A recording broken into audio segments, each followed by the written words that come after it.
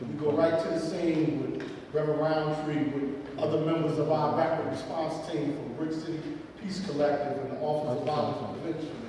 And I just have to say that I was there too this past 2 days with our retreat that we had with Brick City Peace Collective and all the other members.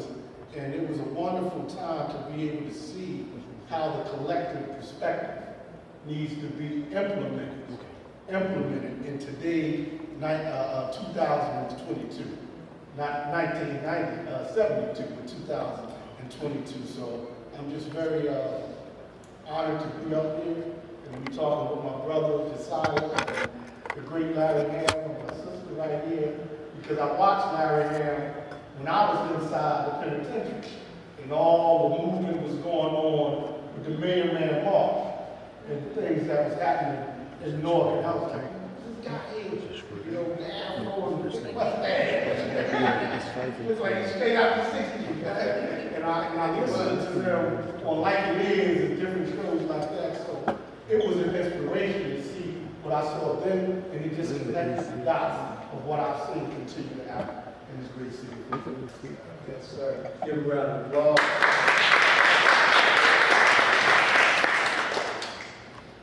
Madam Attorney, women's rights are under attack like we haven't seen in a long time. Right? Well, what year was it? Before we waited 73. Wasn't it? It was 73. 76. All right. Yeah. That's one of those laws that we thought would be untouchable. Once we got it in effect, look at what happened. Right? What say you, Madam Attorney? Looking back, looking ahead. Looking back, first of all, I do want to recognize the women of Iran who are also out on the streets today fighting against police brutality and forced morality. By that It's on. It's on. Here. But yeah, we are not, obviously it is so wonderful to see the work that has been done, but I think what always strikes me is that here we are 50 years later and we're having the exact same conversation. The exact same problem, the exact same political issues are the ones that we are fighting today.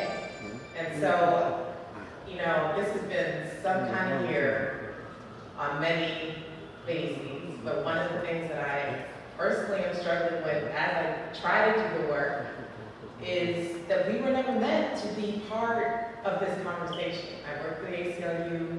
We're supposed to protect the civil liberties and civil rights of all New Jerseyans, and that means their constitutional rights. But we weren't written into the Constitution as so to speak as a person. So how do you find yourself? How do you make a conversation about yourself that you were never supposed to be a part of? And so while I am struck and my heart is bigger for hearing what I heard today, the part that I am struggling with is that we are still struggling with it. So I have to think of Mr. Baldwin and think about Afrofuturism and how the way that we get through it is we have to imagine what we do not even know.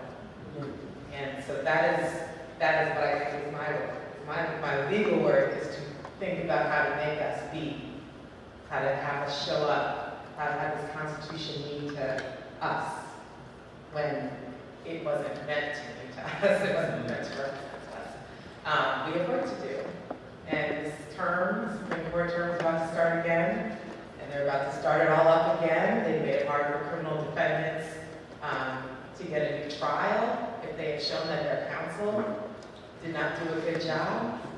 They're going to take that in the Constitution too? You would think. A lot of things in the Constitution that don't seem to apply that much anymore unless it's about guns.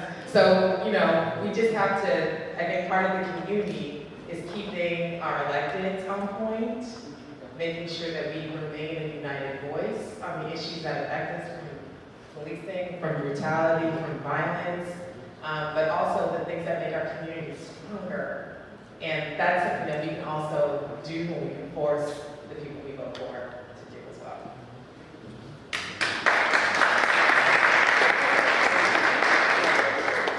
You remember your question? You remember your question? Yes. No. First of all, before I say anything about Gary, I just want to say I got a call this morning from someone in our community that is really suffering. They need housing, and they need housing like as soon as possible. They stand facing eviction. So if any of you have contact with any people who could help with this problem, please let me know. I'm not going to say the name of the person, but trust that if you come forward with resources, we will avail them to the person that is in need. The second thing I want to mention is tomorrow. How many of you know the name of Philip Pinnell? Philip Pinnell was killed by the police in Teaneck, New Jersey. Yes, tomorrow the mother and sister of Philip Pinnell will be having a memorial to Philip tomorrow, Sunday, October 2nd, 2 p.m. at the Bernard Brooks Tyron Park, 1608 Van Cortlandt Terrace in Teaneck, New Jersey. So those of you who can make it, please try and make it tomorrow and watch the documentary. I know some of you have been watching it. Part 3 will be on tomorrow night at 10 o'clock. There's a documentary on Philip Pinnell's case that's been airing on NBPC. It's 4 parts. Part 3 will be tomorrow night.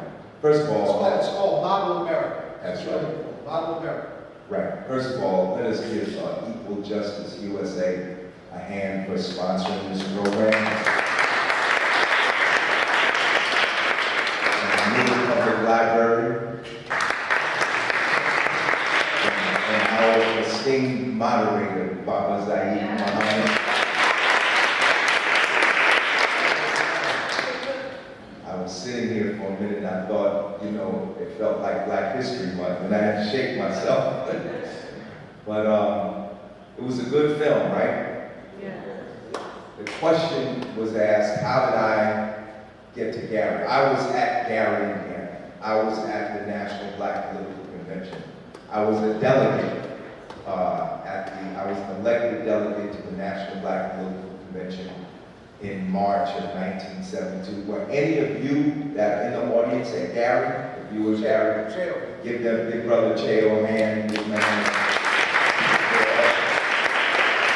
How did I get to Gary?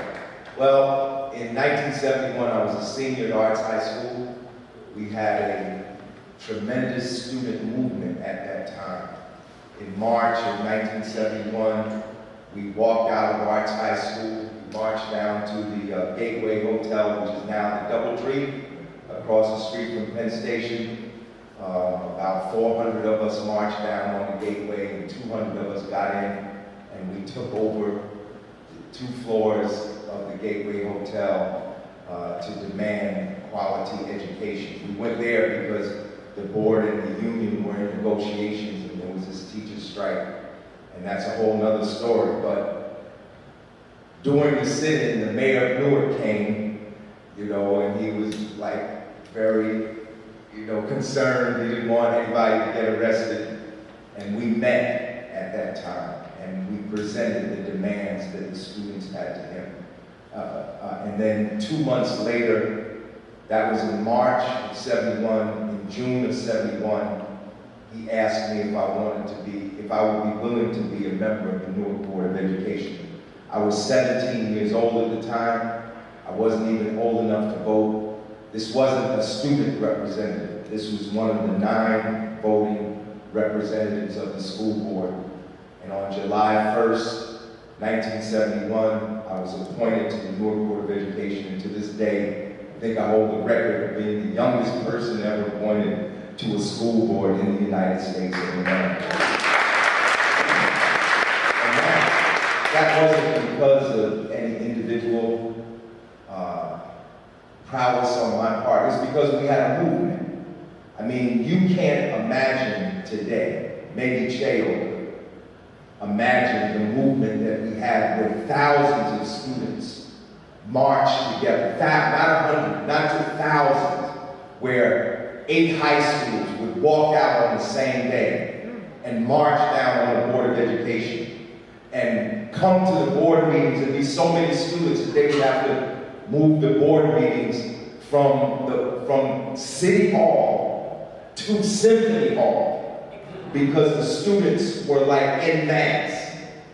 And because of that movement, they said, well, they need representation. They have a voice. So I was appointed in July, and it was in August of 1971, Cheo Machadi came to me at City Hall in Newark and said, Imam wants to meet with you. I knew who that was, you know.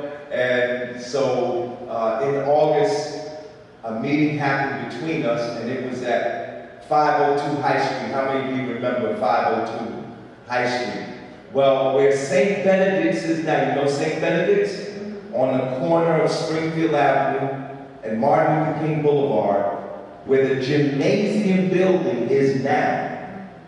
There was a building there, 502 High Street, that was the headquarters of Amiri Baraka's organization called CFUN, which meant Committee for a Unified Movement. And I met with Amiri Baraka there in his office. And from that day in August forward, we became close friends, comrades, and he involved me in the work of the National Black Political Convention. The film was excellent. I think everybody should see that film. And this program today is in conjunction with the effort to have a 50th anniversary commemoration of the National Black Political Convention. And I would urge everybody to see Brother Ed Riley. Where's Ed? He was here a minute ago. He'll be right back. He'll be right back. Brother Ed Riley, who is, I believe, the CEO of Unity Without Uniformity, which is the organization that is trying to sponsor the 50th anniversary commemoration. Give them a big hand, because that's really the driving force behind this program. So, in 1971, after Barack and I met, the work for the Gary Convention was already in process.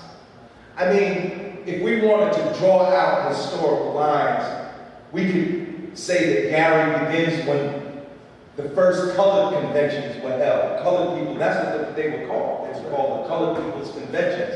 In colonial times, black people came together for the cause of abolition. And you could draw a historical line to say that the National Black Political Convention has roots in the Pan-Africanist Congresses.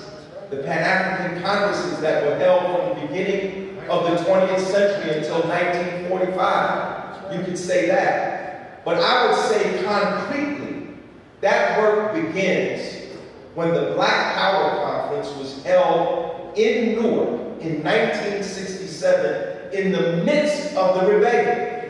I mean, literally, people talk about the military. We were under military occupation in 1967 during the rebellion. But in the midst of that, somehow all these militant black leaders got into Newark and held a Black Power Conference right on Record Street in Newark, New Jersey. So from that Black Power Conference, 1967, out of that comes the Black Power Convention, which was held at West Kenny Junior High School in 1968. And then out of that comes the Black and Puerto Rican Convention of 1967, out of which comes the Community's Choice Team. And on that team was Ken Gibson for mayor, Sharp James for councilman, Dennis Westbrooks for councilman of the Central Board, and others. And they were elected in 1970. So this surge for Black Power, remember Willie Ricks says the slogan Black Power on that Civil Rights March in 1965. This surge is going. This surge for Black liberation and self-determination. That's what Gary was all about. about having a political organization that would reflect the political will of black people. In 1970, Amiri Baraka writes the pamphlet toward a Pan-African party in the 20th century.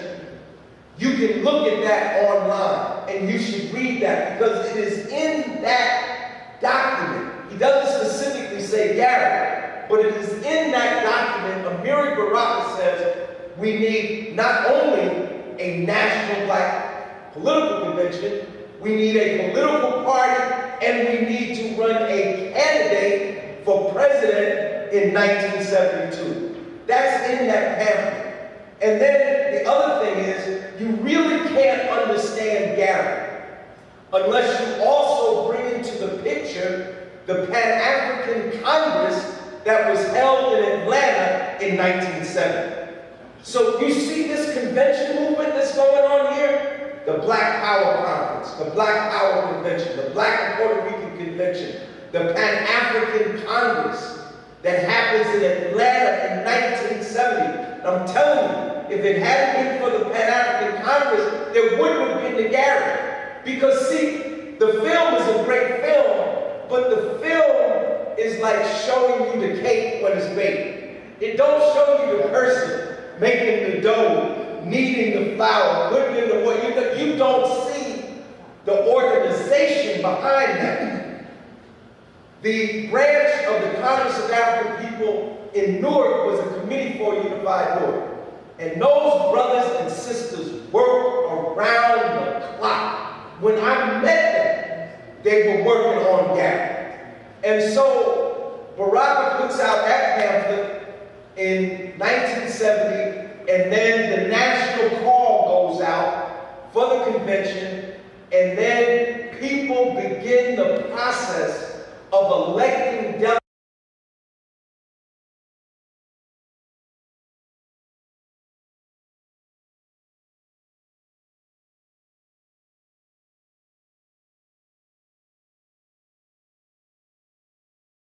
Green flag in school. So I was on the school board. So I made a motion. I made a motion that students be able to bring a red, black, green flag to schools as a teaching tool, as educational tool. It was passed by the whole board. The next day, all hell broke out all across America. They said Larry Ham was trying to get rid of the American flag. My poor mother was at home crying. You know, she was watching her stories. Her stories would be interrupted. The vice president of ABC would come on. This black militant Larry Ham is taking away the American flag. My mother, Larry, what are you doing? You know, so I was under the gun. So I was going to Gary, right? I get off the plane, we get in the cab, we going down to the high school where the convention was. Dick Hatcher, who has not still yet gotten his due for being a radical black politician, Dick Hatcher had red, black, and green flags flying from every street lamp on the entire boulevard in Gary, Indiana. And that really, you know, that lifted my spirits.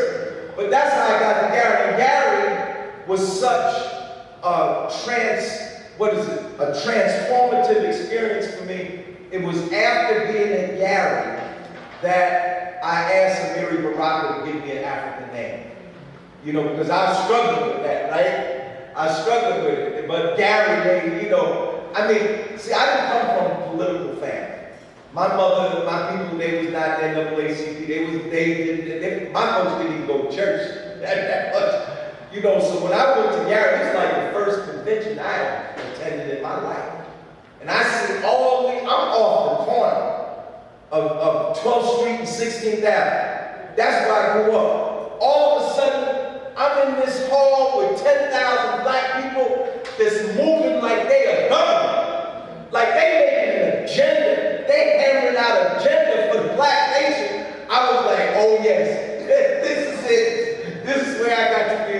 So I asked Baraka to give me a name in March. And at the end of March, he gave me the name Adimu Chunga. Now there's a piece in the film where you see they have this disagreement, right? Oh, you see that they have a big disagreement, but the film really doesn't tell you what the disagreement is about, does it? It just tells you there's a disagreement. And you know that the Michigan delegation is involved because they're mentioned,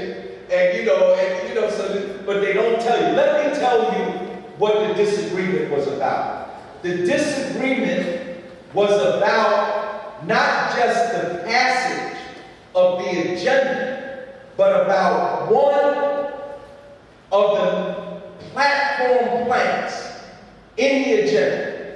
Because they wanted to pass the agenda as an entire document. They didn't want, have y'all seen the National Black Political Convention agenda? Everybody should get it. And you don't have to buy it. It's online. All you gotta do is Google National Black Political Agenda Convention 1972. You can read it online. And in preparation for the 50th commemoration, I think everybody that's going to be involved in that should read that. So they were trying to pass the whole thing at one time, and people had gone through it. But here was the rub. There was one plank, there was a whole section on international affairs. Because black people have ideas about international affairs, don't we? You know, we all Pan-Africanists. At that time, all the colonies were still in place. All the Portuguese colonies and South Africa was still under apartheid and all of that. So we had positions on international affairs. But there was one plank that said the National Black Political Convention supports the right of self-determination for the Palestinian people. That was the bone in somebody's throat. And the majority of the delegates were in favor of it. But you heard Baraka say in the film, right? We tried to do African consensus. He wanted everybody, he wanted unanimity. That's what he wanted. He wanted it passed unanimously. It was the Michigan delegation. And you know who the leader of the Michigan delegation was at that time? Coleman Young, who was not yet the mayor of Detroit, but would become the mayor of Detroit. They did not want to pass that particular plan. And that was the beginning of the struggle that went on. Let's put a pin in it. Right. And I end there. That was the beginning. Why were they opposed to that? Well, they were opposed to it because I think there was a lot of pressure on people from external forces external to our community that did not want to see an alliance between black people struggling for self-determination in America and Palestinian people struggling for self-determination in Palestine, Israel, right? They didn't want to see that. And there have been long connections, which is another discussion, but they didn't want that to happen. And so there was a walkout. Now, they kind of painted it over in the movie, but I'm going to tell you, when the walkout happened, it was quite dramatic. And from where I was sitting on the convention floor with the New Jersey delegation, it looked like the entire delegation did go out. Now, some of them came back in. And that's when you see in the film, they say everybody didn't walk out, right? But when it first went down, everybody did, because the Michigan delegation was up in the balcony. So you could see them all making that move, all walking out, right? And I'll leave it right there. Oh, no, you're not going to do that. You want to answer the question? What's the question? The question is, what is the relevance and importance of appreciating Gary in 72 to 2022? The importance As you're answering that, in that back table of voter registration form, that's your first clue. All right. The relevance is form, because the Gary movement continued after 1970. He said, "Oh, Okay, so I'm gonna get you, Chad. I'm gonna get you, right? You missed the beat. One of the things that he talks about and works around that's very important is this whole question of a problem that's on the rise, that's threatening this so-called thing called democracy, called fascism. Voting Rights Act, as we do it then, was a baby, only 6-7 years old. That's right. Voting Rights Act of 2022 has been gutted and has been gutted 10 years ago and it's under attack. So from that vantage point, I want you to ask the relevance of Gary to 2022. I will, We'll get y'all- after I let some of the other panelists speak. Go ahead, Chair, and then Lisa. And I was gonna make a comment. Oh, Chair. I was gonna make a comment. If they had Stay it, there. Let me come to you. Let's come to you. the comment is this: if there hadn't been Barack Obama, there wouldn't have been a Donald Trump. Okay? That's We wouldn't have gone through 4 years of That's debt right. in this country. That's right. And we're still dealing with the fallout from that. That's right. That's absolutely, I agree with you. Yes, sir, Lisa. So I want to thank everybody for organizing this panel, this discussion. But I just have to say that when I was watching that, Lisa, I want everybody to know who you are. Like this back warrior. I'm Lisa Davis for just a long time after this in this community and involved with various organizations, and that's basically who I am.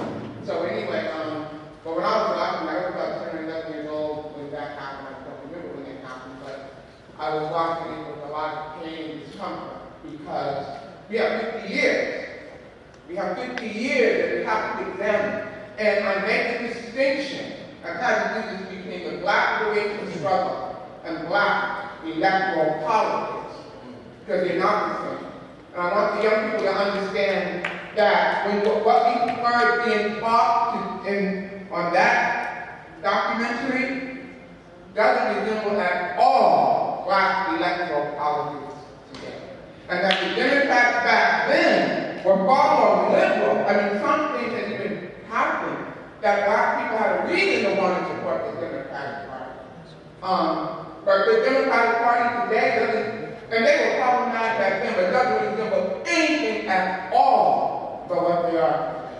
And I just want to say this week, and I'm not going to talk too long, but when we talk about Barack Hussein Obama, who dropped over 100,000 bombs in Joe Biden, who continued the wars, who supported the takedown of Libya, who built the Africa, who said he was not for reparations for black people, who boycotted the World Conference Against Racism, but he was for reparations for the victims of the Nazi Holocaust. And basically, today, it's about voting for the lesser, voting for evil, and just supporting the Democratic Party, no matter what. So I guess my question would be, what exactly do we mean by NationTime? Well, we have to look at this stuff. We have to look at it honestly, and within 50 years. So I just wanted to say that, but I do make a distinction between the black liberation struggle and black electoral politics.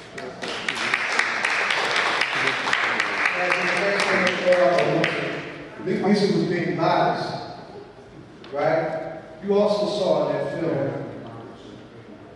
so-called H-Rap around knocking down to good Alabama. I'm lifting him up because you're not going to find me anywhere in the public talking about black power, black liberation, without talking about the freedom of my comrades who are still in prison. Right? Just a little while ago, somebody's FBI raided an organization called the Uhuru Movement, the Black is Back Coalition, under the pretext of interfering with elections with the hand of the Russian Federation. And under Joe Biden and the Democratic Party, this is the FBI is party neutral. No, but COINTELPRO started under Democrats. But still, but I'm just COINTELPRO started under Democrats. I'm not leaving no stone unturned. I got you. And I'm still trying to get folks out of prison behind us. Right? And I don't want anybody else going to prison behind us. Yes, we need united front for a lot of reasons. 2 more questions, we'll wrap up. Yes, the Queen Mother Mako and my brother. Oh no, I got a press here. Can't blink till I look for you early. I'm gonna get you water, all right? I got you. Peace and blessings. In the beginning of the film, it was mentioned that in the movement that we would be bringing, brothers and sisters, and also Asians, and bringing everybody with us. And mentioning that we had Obama in office, but then after that we had 45. Okay.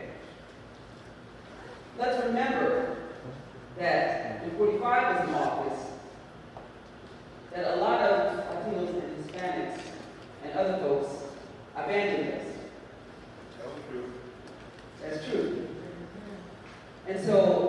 I mean, just from my observation, I would like to release some comment on this. Who do we focus on? Okay, I mean, we had this dream that we were all together 50 years ago, and that we would all be working in unification. But then, at this point, in truth, Hispanic communities are focusing on themselves, and they have gone where they needed to go. Okay, there are some who are still with us, but there are folks who have just divided and focused on themselves, and where are we? You want to address anyone in particular? Brother Chairman? That's an excellent question. First of all, let me say that the film did not show the struggle that was going on. See, there's a kind of myth when we look back on the past that we were all together. And it gives the impression that somehow there wasn't really struggle going on among us. And there was intense struggle going on among us. You know, one of the things we don't talk about in the history of the Black Liberation Movement is the struggle, the internecine struggle that went on between Black organizations, some of which led to the deaths of people in the movement. And that's incontrovertible. I'm not going to get into who was right and who was wrong, but we know that there was struggle among groups, and the struggle became antagonistic, and the struggle became violently antagonistic, and it led to the deaths of people. And even when people didn't get killed and people didn't get beat up, there was political struggle that was going on. But see, one of the things I think we all have to come to grips with is that on the one hand, we have to build our organizations, but on the other hand, we have to build the movement. And that's two types of organizing. It's not the same thing. No one group is going to liberate. This is Larry Ham speaking. You can debate me. No one group is going to liberate us.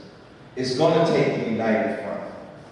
And as much as we might find that distasteful, it's going to take a united front that's even going to force us to work with people we might not normally work with.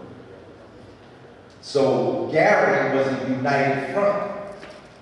And the contradictions were navigated to the point that they could bring together. I mean, look, you had Bobby Seale that was there from the Black Panther Party. Wasn't he there? He was there, right? Is this my imagination? No. Bobby Seale was there. All kinds of black people were there. You had Betty Shabazz sitting next to Coretta Scott King. If that's not the greatest example of the need for the united front, them two sisters knew what, and they weren't just sitting there like this, you know, like how you see people when they don't like each other. They were sitting there talking. They were sitting there talking. And we brought Betty Shabazz here many times with the People's Organization for Progress. So, to have a united front, it's going to have to be a united front of all the different sectors of our society, and even some elected officials, those that will agree to be in the united front. I'm going to tell you something. It's not discussed in the film, but you go back to the New York Times. One of the big issues was why didn't Shirley Chisholm attend the National Black Political Convention? And see, some of y'all are shaking your head because you know what I'm talking about, because it was an issue. Now, I'm not going to get in because I have some background in that because I was in some of the discussions, but I'm not going to get into who is right and who is wrong. The point is, I think the movement would have been strengthened had she attended the convention. And I'm not going to say it was her fault, because I learned some things, because I'm always learning. I learned some things since then that give me some other insight. But the point is, there were contradictions on both sides. Yes, it was male chauvinism was a part of it. Sexism was a part of it. You know, I mean, I was sitting here, you know, I was like, Betty Shabazz going to introduce Jesse Jackson? Chester Jackson should be introducing Nation Days. You know, even now, you know, I never thought about it, but that shows you how things change. You see that the leadership is very much male-dominated. So there were contradictions on both sides. I'm not going to get into the details, I'm not taking sides, but I think had Shirley Chisholm attended, now there were forces trying to keep her away, but had she attended, it would have strengthened the movement, and it became a point of division after Gary. So the point that Queen Mother Maku was trying to raise is that, well, I'm responding to Queen Mother Maku's question now, is that we need a united front. This is what Amiri Baraka was saying all the time. Anybody that was around, how many of y'all were around with Amiri a couple of years before he died, in the years before he died? What did he always say to us? Always. We need a united front. He used to say that at the we need a united front. Just like that, all the time. Everywhere he go, he speak, he would say, we need a united front. Because we're not going to be able, all of us do our work in our own space, right? We got our own organizations and stuff, but sooner or later, we got to come together because these fascists are coming together. These racist fascists are coming together. They are building a worldwide movement. It's not just Trumpism in the United States. It's Bolsonaro in Brazil. It's the Brothers of Italy in Italy. And that's their party. That's the name of their party, the Brothers of Italy. It's in Italy. It's in Hungary. It's in Poland. It's in Czechoslovakia. The right wing is on the rise. And they have national conferences. Bannon was over there with Orban in Hungary. Bannon was working with the woman Maloney, who just got elected, who traces a political ancestry to Benito Mussolini. I mean, it's like, it's not just neo-fascist, it's the real fascists. They're coming back from the grave, you know, and we have to unite, you know, we have to unite. We need more unity among black people, and we need principled unity. It can't be just unity for unity's sake. It's got to be principled unity. We got to unite around stuff, like, you know, the stuff that we need. And somebody else. Sorry. Very quickly, I just think it's a very big community, too. So I don't think a Puerto Rican person is going to have the same political outlook maybe as someone from Cuba, someone from Dominican, someone who's a Mexican person born in California versus a Mexican person, you know, who's living in Chicago. So I just think it's a complicated group of folks. But that being said, I think that there is sort of adjacent to whiteness and wanting to have some of that power. And again, James Baldwin said that what makes you American if you are not black is that you are not black. And you learn really quick when you get here to stop being black. Yes, that's the price of the ticket. So it is complicated, and I hear you, but I think that there are people who stand because they understand that that is not a trade or a ticket that they want to have. I'll add this to on the positive. Yesterday concluded an international Pan-African conference that took place in Panama. Okay? And that there is one of the agendas. Can y'all hear me? Yeah. There is an agenda within the Pan-African Conference movement contemporarily to lift up the African diaspora and to bring up the Latin American diaspora. Right? Let us remember that there are more people of African descent throughout Latin America, Brazil, Bolsonaro's country, right? Right? A whole lot of Africans in Brazil, right? And there is a movement, there is a consciousness movement burgeoning within their ranks towards a Pan-African identity. I have someone very close to me that I'm very dear to, who's got an organization of Afro-descendant Latin American women. We've got folks from Boston all the way down to Buenos Aires. Red will head us Diaspora Afro. That's the name of that organization, right? So there is those, you want to unite a couple of people who are going to unite with you. Right.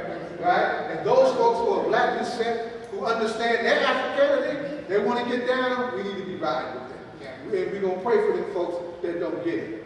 Your turn. Well, that's this book, Michelle Alexander wrote. Yeah, The New Jim Crow. I think everybody needs to read this.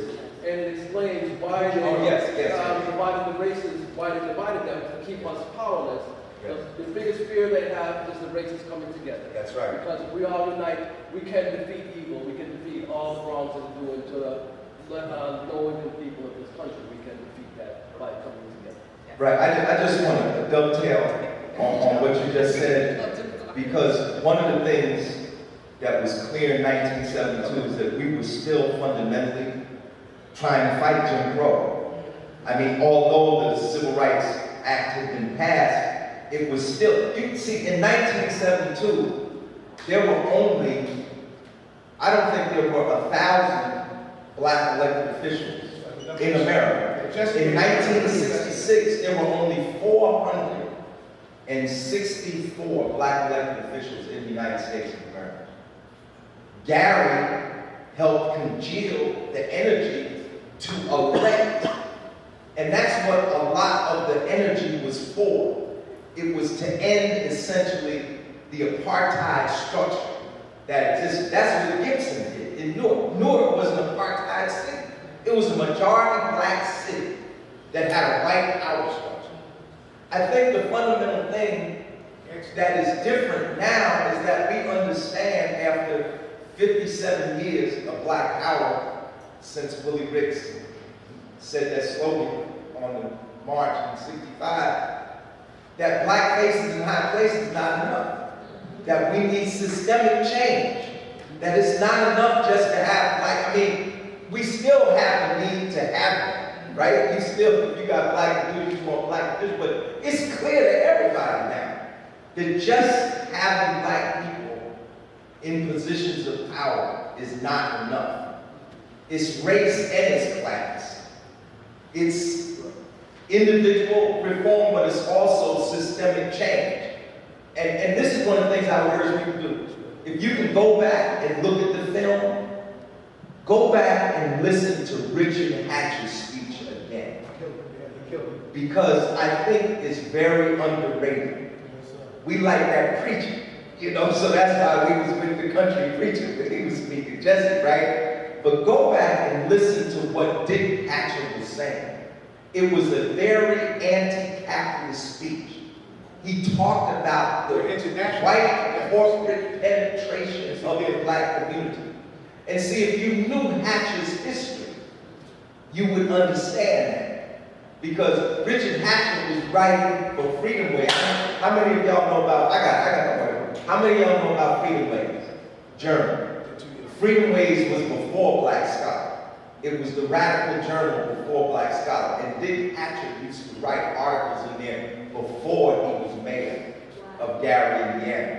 So I'm saying that because you see, Jesse's speech was speaking to the struggle against apartheid. He was saying we need black people, we need black businesses, we need black teachers, we need black elected officials, and we did need those things. You can't discount that. And you really can't discount this, despite all the problems you have with Barack Obama. You can't discount what a political milestone that was to elect a black person president in this apartheid country. Because we talk about fascism, this is the home of fascism. If you really, Benito Mussolini, who originated fascism from Fasci to Berlusconi, he studied America. When they first described Mussolini's movement, you know what they said? They said it was an Italian Ku Klux Klan.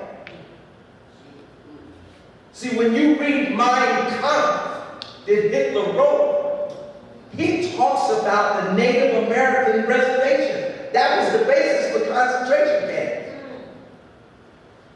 But see, we don't read that stuff. We just talk about it, but we don't really read it. They were looking at it. You want to know what the first fascist state was probably the Confederacy. Or maybe it was America, because we didn't have the right to vote when this country was founded. This country was founded with extermination of Native American and slave labor. Y'all know that. The point I'm trying to make is that the thing that and it's not that it wasn't being said. It was being said back then, but it wasn't the predominant strain.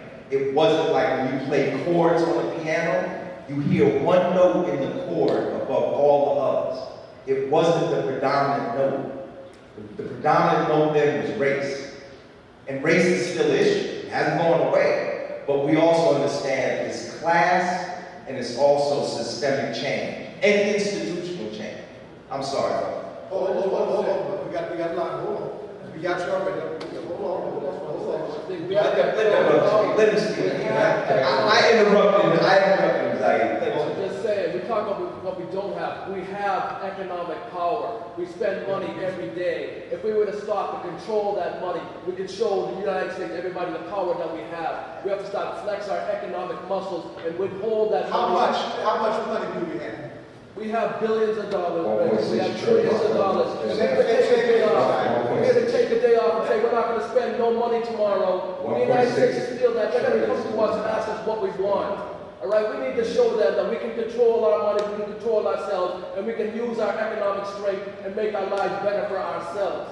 That's what we need to do. No argument here. He's going to try to All right. talk about it. I'm sorry. You're ignoring me? I'm sorry. The blind ass old man. That's all. One of the things that I want to highlight is that one of the things when you look at America, what's happening, it was with the expectation that America would become a melting point. And it was, I remember when they first came out with the census, they said by 2060, America will be a majority minority state. And then when you look at that adjustment now, it went from 2060 to 2040. So it's with the expectation that America is going to be a majority minority state where white people will not be the dominant power anymore. And as you look at white supremacy is the unmade system that keeps them politically strong with institution and infrastructure. And as we're looking at what's been happening, one of the things I just want to highlight is that we understand that we've been brought here on slave ships in 1555. So from 1555 to that 1619 period, it was the breaking of the black man and woman in America. And when you look at the condition of our people, and when you talk about Gary in 1972 and what this black political convention in 2022, what is the difference? What is it going to look like now? I think the room is the example. There are no young people here, and that's the biggest issue. This baton has to get passed. The reality is those people that lived in Gary, they don't, I ain't gonna say most of them, but a decent amount of them are not alive today in 2022. So when we talk about spending power, we talk about, man, what are you doing? What is your son doing? Where's your daughter? What is your grandchildren at? That's just the reality. And what have you taught them?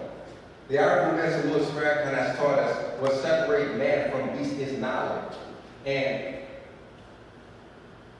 the lack of knowledge with our young people has been the biggest issue. One of the proverbs that says that it takes a village to raise a child. But the opposite proverb says that a child that is not embraced by his village will burn his down. There you go. And all about America, we're seeing our young people burn North down, Jersey City, Camden. These are the highest violent states, highest criminal states when it comes to black youth. But it's not just them shooting and gang banging or drug activity. When you look at the educational system, it's just they're acting with a lack of knowledge. And it's not to say that they can't do it. It's just that they don't have an educational-based system on everything that Larry Ham just talked about. I'm just listening, reading, and just absorbing and stuff like that. I'm like, oh yeah, I can't wait to get into this. When I get back home, we have to ask us the same question. Are our young people learn that same thing? Because one of the things that stuck out to me most is that when I was listening to Jesse Jackson speak, it was the fieriness of white supremacy. No, we're not going to allow the slums of the mentality of what has been perpetuated in the system to keep on going on and on and on. And when you look at these leaders today, do they talk with that same fire? See, I have to judge a leader when he don't talk with that. Oh yeah, at least I was, back like 7th, 8th grade. And they're worried about somebody seeing them. They're worried about somebody seeing them. And I forgot what the movie was, and I know David's going to kill me, but it was that famous line, the revolutionaries got government jobs. And it's that stability that has happened within a lot of our leaders. Is that I forgot the proper saying of it. But I'm saying that to say is that with the expectation of 2022 with the National Black Political Convention, you heard do for self. I know what I heard. And when we talk about the organizations, what have your organization has done with the stability? Mississippi is a majority black state. It's a black state. I don't want to say it's a majority black state, but it's never had a black governor. It's one of the blackest states. It has never had a black governor. Like most states in America, what has the organizing been like in these states? And what have the resources within those states been like? And we talk about our relationship with Cuba, or you talk about our Latino relationship, like Assad Shakur's time in Cuba really developed a lot of how they see us and we see them. So it really just comes down to the ambassadors of those of us who come out just to really share that information. And one thing I want to close to say is that when I had the opportunity to spend time and study abroad in Oxford Brooks University, I stayed at Oxford Brooks University for a semester, and they were talking about African leaders.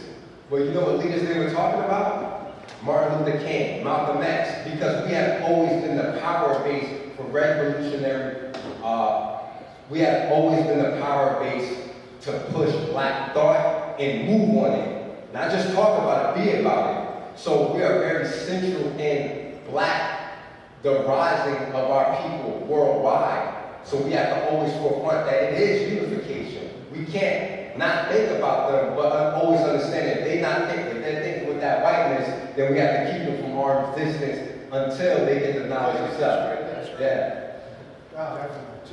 One of the places we want to go with society and I talk about, but we have to make it happen. So we can do an internal training with BCP with this, right? So we need to talk about just doing that. Yes, sir. Right? And have that within our ranks, right? Have those folks get that, right?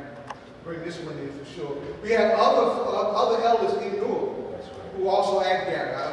My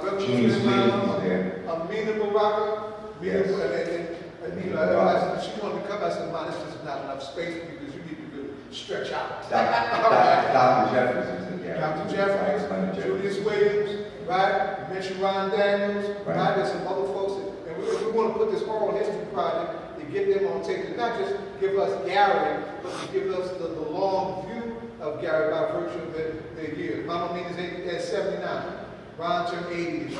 And the one thing too is, I'm pretty sure you spotlighted it, there was a strong pull of black student unions on the college's campuses.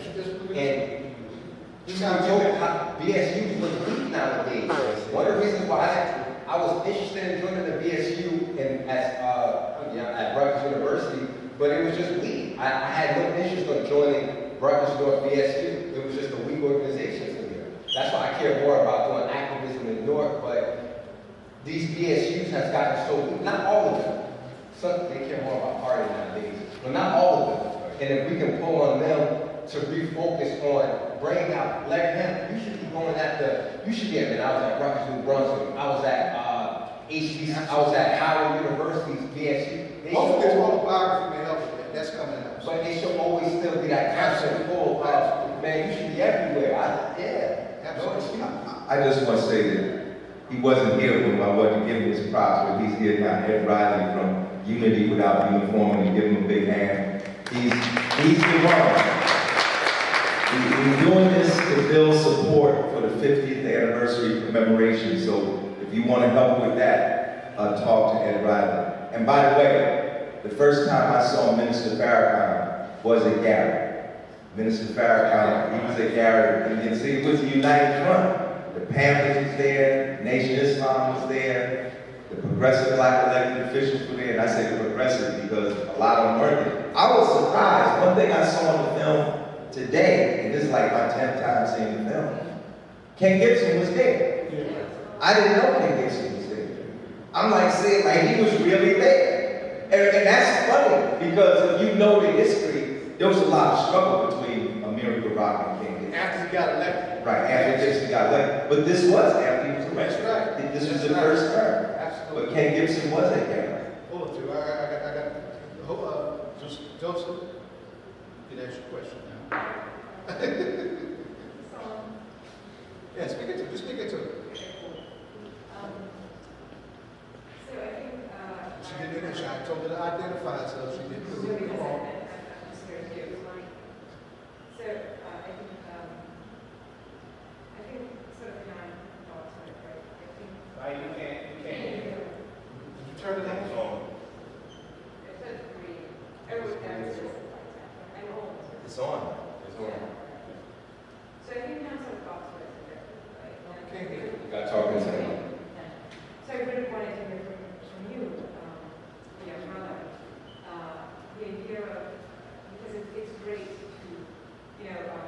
Bill Scott Barron talks about this country loves and stars are great. The idea that we are forever in this space of remembrance. So the idea is how do we, and every moment we get, like today is incredibly valuable. How are we defining rigorously what a united front is? And then we're not doing it. And we're not doing it because the question from the young sister would not be present in the discussion. So we're not sort of deconstructing what a united front looks like because we have been fed the idea that we should think of a construct of identity politics. And so identity politics distracts us from thinking about the intersection of white supremacy and capitalism. And so when the younger adult talks about 1.6 trillion, at the same time the burning of black cities, so we have 1.6 trillion. What does that 1.6 trillion actually look like? What does it look like in terms of credit, in terms of ownership? What does it look like in terms of income? Like what do we spend? What we're using credit card to spend, which is an income spend.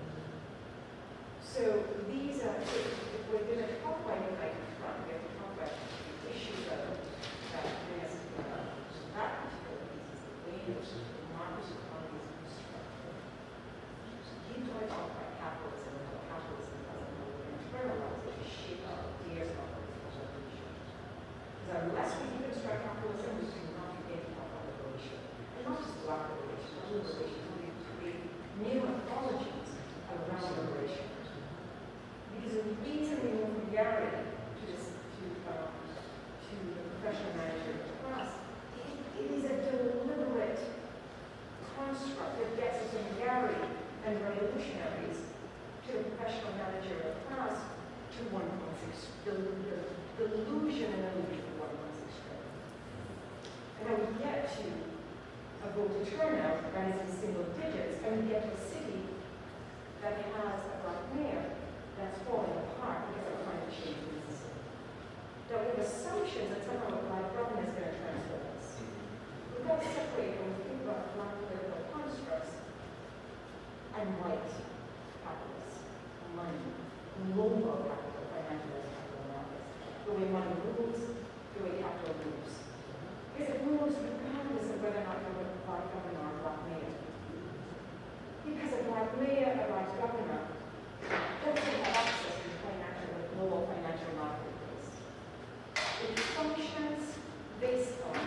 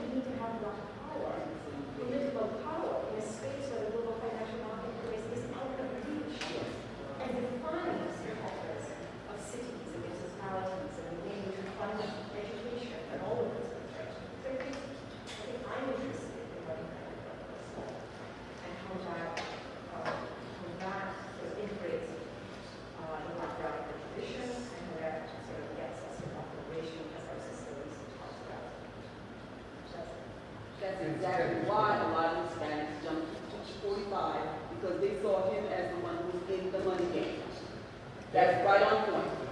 Well, I'll first say, when you look at the $1.6 trillion spending power of Black America, and you look at the breakdown of what we spend our money on, you see the focus of it is on material. And I forgot the scholar's name, but it said that one of the scholars did a research, like what's it called, participate action research, where he studied student focus group of Black children in Chicago and students from China. And he said, he asked them what are their goals for the future. And he said the students in Chicago's focus was that material wealth, buying stuff, as opposed to the students in China whose focus was educational goals. And the reality is that when you look at our spending power, we spend it on just nonsense. It's not focused on anything. And the reality is that $1.6 trillion is just to show you that we have equity, we have finances. It's just that we don't pull our resources together. That's just the sad reality. Because the question I have to ask most of us is, how many of us have ever thought about buying land? Mississippi is for sale. And if you ever look at the process of buying land, it's not as impossible as you think it is. I don't know if you're familiar with Brother Ben X and here after his projects, but they go across America and they look for land spots that are available and they buy the land. And he went and showed that there was a coastal island off of Canada near Alaska that was available for $15,000, a real reasonable price. And it's like, these are things that we have just not been able to do. And so when we talk about Black leadership in government or mayor's position, it just shows that there's a lack of organizing. There's a lack of coming together, that lack of unison. So the thing about Gary and the thing about the Black Political Convention, it shows that the problem today still exists today of how can we come together, and then when we do get into these positions, what are the changes that we make? And the one thing that Mayor Baraka has been doing in the city of New York is that specifically he has opened the door for Black and brown people to get resources available in the city of New York. One of the things that when you look at the men's meeting, we have realized that Black people, New York is mostly renters. So when you look at that, what has been happening in a lot of the projects, and very specific to us, he has been opening that access to go to equity EHD, go to purchasing, get you some land. One of the projects in the city of New York is that you can get land for less than $10,000 and you can build on it. And this is a project that he has made available to us. So when you talk about that equity and that spending power, we have to refocus what we spend our money on. That's really as simple as that. We have to refocus that on, instead of buying beauty care product system, and naturally we want you to look good, of course, but we have to just, and I'm brothers, let's say the system. We need to spend that. And the last thing I want to say is that, can you just think about how, I can't remember what group it was. I think it was LL Cool J. It was when Air Force came out, it was originally $67. They said they did a video promoting Air Force, it jumped up to $99. Now Air Forces cost $120. There are certain Air Jordans that cost $4,000, $10,000. And we go our way to buy these things. So when I talked about education earlier, it is the fact that our mindset, as Jesse Jackson said, it's the slums in us when we snatch our own Black women pocketbooks. It's the slums in us, in our mentality that just thinks low in the desire to get material things. So that spending power first has to be what recycled in the Black community. We can't have liquid money. You can't buy from Larry, and then as soon as you're done, you spend always in West Orange and you go to that white oak restaurant. You have to spend your money and cycle it in New York for a little bit longer before you start spending it elsewhere. Go to the next question. Good day, Sharif. One of my I have Sharif Muhammad from the Local Community Street. no community, absolutely, but I'm not speaking today on behalf of your community. Let's be clear. My boss does that. This is kind of like from so many different places. I wanted to comment. They said so much great stuff that it was hard for me to keep track, right? But had a question for Mr. Ham. I wanted you to revisit the part where you talked about the Michigan party walking out and why, right? You visited briefly, talking about Israel, right? Two, I wanted to be duly noted that I am from African ancestry. My light skin is by way of my also Puerto Rican ancestry. However, I do not call myself a Puerto Rican. Why is that? Is because I understand history. Not Puerto Rican history, not American history, not just African history, but world history. And I understand that the Taino was an African. You understand? So I call myself an African ancestor. I don't get caught up into all that stuff. We was talking about briefly about people and how we come together. We didn't use that expression, but we were talking about come together, forming alliances, right? I think it was John Henry Clark, our renowned scholar of history, who said that black folks lack inherent selfishness for survival. And I believe that.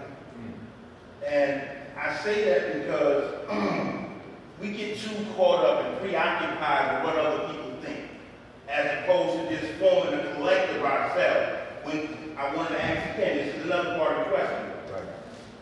When we talk about unity, a united front, what does that mean? Who are we talking about, including in that so-called united front? We was talking about numbers briefly, right? The brother said $1.6 trillion, right? And we were talking about capitalism. The sister was talking about capitalism and how we need to get a grip on that. We need to focus our resources and get a grip on where our money goes and what that looks like. One, I'm of the understanding that capitalism is merely the result of racism and supremacy. That's all capitalism is, a byproduct of that, of a mindset that says that I'm better, you're worthless, I need to control what you have to benefit myself. It's a mindset, right? I think that when we focus so much on capitalism as opposed to how we think as a people, we become the same people that we call ourselves fighting against to get out of the situation that we're in. I leave the floor and turn the mic over to you to answer the question in relation to how does that look, the United Front, and what was that about with Israel? Yes. Well, one thing I just want to acknowledge is Andy Richards is here from NewJersey.com, Star Legend. Joseph Gonzalez has Public Square, a very good, fresh publication, People's Publication Co-op, shaped by students. Am I getting it right? Yeah. Okay? I just want to get that in. Then we wrap I got mine. To answer all your questions, I think we need a part 2. This is going somewhere. This is going somewhere. Our next historical focus locally is going to be a look back at the Black Puerto Rican Convention because it was an important forerunner for this. And one of the things that we're trying to grow in our ecosystem, right, is bringing more of our Latinx community into this ecosystem because they should be better represented in that, right? And we're going to have some difficult conversations with some of our folks across those lines, but they need to happen. And it has a historic basis. We've done it before, right? That Black Puerto Rican Convention comes out of the young Lord, right, riding with Mary's troops, right, rumbling in the North Ward against the Italians who didn't want us to have nothing, right? That's real stuff, right here in New York City. So we have a history of being able to bring some of that stuff together in practical terms to get some real things done. You finish your point, we'll wrap up. Okay. First of all, what does a united front look like? I think one of the things that Gary does is show us, gives us a rough outline of what a united front means. It means bringing together the different sections of our community. For instance, Gary, Amiri Baraka was there representing the Black Nationalists. Bobby Seale was there representing the Revolutionary Black Panther Party. Minister Farrakhan was there from Nation Islam. You saw Dick Hatcher, you saw Congressman Diggs, you saw Congressman John Conyers. They all in the bill. I just saw them all. They're there. So Queen Mother Moore. You saw Queen Mother Moore representing reparations. The point is, the United Front has to try to bring together the different factions within our community. Now, let me say this, and this is just me speaking personally. As long as there's racism, Black people will need to organize themselves. Like, you know, and probably if there was something happened tomorrow and a socialist society was declared in the United States or a social democracy, whatever it would not happen, racism would still be here. Look at what just happened in Sweden. Sweden is one of the most progressive social democratic countries. They just elected a right-wing government. They put neo-fascists in Sweden. This thing is like sweeping Europe. So the point I'm trying to make is the United Front means bringing together all the factions we need to bring together to show the unity that we need, but not unity in an abstract sense, right? If I say you, I want you to build a house. You don't need 1,000 men to build a house, do you? You need a crew of a certain number with certain specialties, and that's it, to get the job done. You need a united front equivalent to what it is you're trying to accomplish. So I think we will always need a Black united front because white supremacy is going to exist for generations to come. But we will also need a multiracial united front. You know, and you see this in the Black liberation movement. You saw Gary in '72, but what did you see in the '80s? You saw the Jackson campaigns of '84 and '88, and he organized, it wasn't just a slogan, he organized the National Rainbow Coalition. And the National Rainbow Coalition had all the ethnic groups represented. But again, it's not just a kind of racial unity we need. We also need class solidarity. When I went to Bermuda, I was invited to speak for the National Labor Day of Bermuda. People don't know Bermuda is like a country. You've been there, right? And it's a black country too. From the time you get off the plane, everybody in charge is black, right? They asked me to speak for their National Labor Day, and I was invited by the Bermuda Industrial Union, I think it's called. But they required me to do something before I spoke. They sent me 4 books they wanted me to read before I gave my presentation. Why? Because they wanted me to know the history of their struggle. And when I was looking through these books and reading these books, I didn't know whether I was looking at Bermuda or I was looking at South Africa. Because in Bermuda, the struggle for racial equality and the labor movement was the same struggle. It was the same because they were the same people. So they have a different kind of take on, they have greater class consciousness than we have.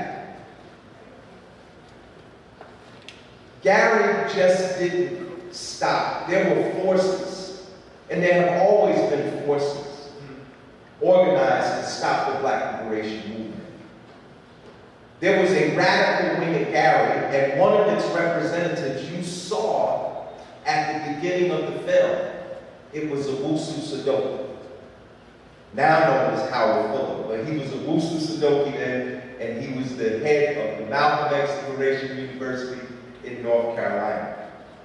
Just 2 months after Gary, Owusu Sadoki organized African Liberation Day March in Washington, D.C. 75,000 people who openly who openly supported the armed struggles that were going on in the colonies, in Africa, Asia, Latin America. See, there were people at Gary that was down with like, yes, we gotta elect black elected officials, and yes, we're opposed to apartheid, but they're not gonna say we support Umkhonto we Sizwe in South Africa.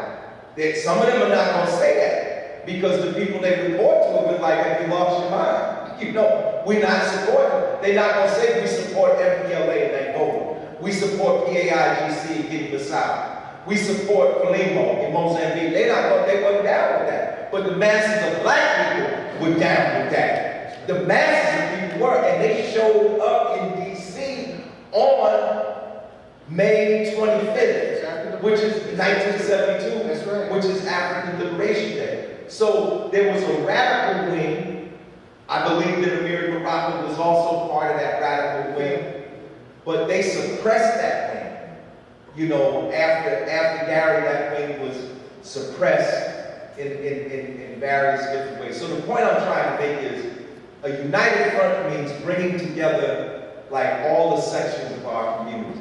Labor, business, you know, and on and on and on. But enough of the united front so you have a critical mass so you can accomplish what it is you have to accomplish.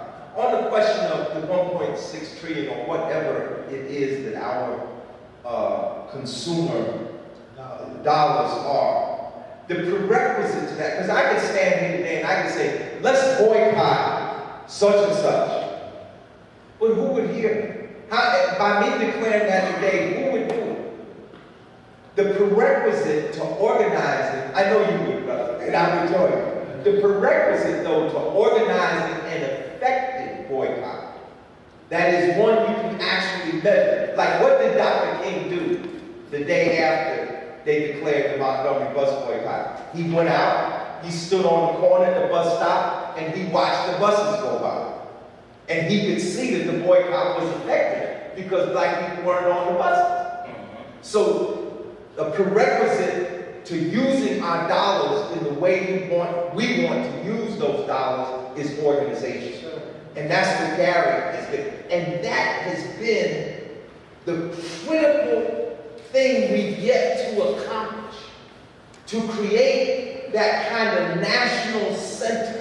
I mean, even if we didn't say a political party, say for instance, we know, because what happened with Jesse? Jesse stood there and said we need a black political party, but what did he run as in '88?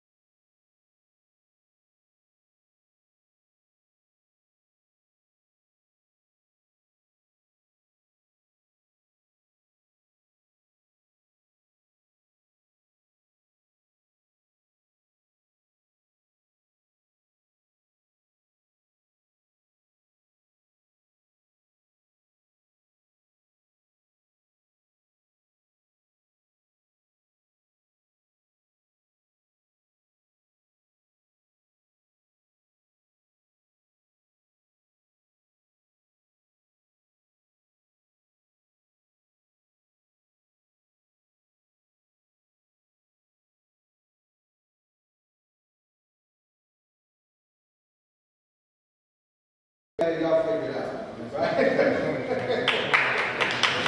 right?